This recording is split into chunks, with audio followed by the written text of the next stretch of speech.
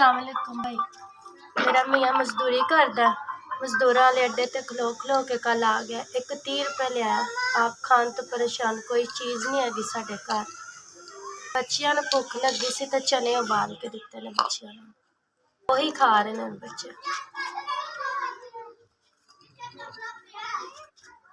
4 दिन हो गए बंदे दी दिहाड़ी नहीं लगदी पई। गरीब लोग आ, किराए दा मकान है साडा। जो हो सकदा सानूं राशन लै दो या जो हो सकदा साडी मदद करो, मेहरबानी तुहाडी। छोटे छोटे बच्चे ने, किराए दा घर है, अल्लाह दा ही आसरा सानूं ते रब दे रसूल।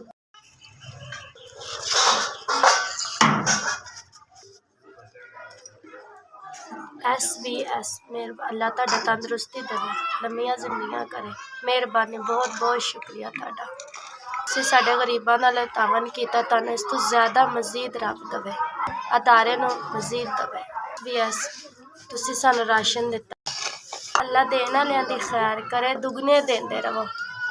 रब सोना तुहानूं ज़्यादा देवे। रब सोना तुसीं इंज ही गरीबां नाल तावन करदे रहो, रब सोना तुहानूं इस नालों ज़्यादा देवे गरीबां नूं देण वास्ते।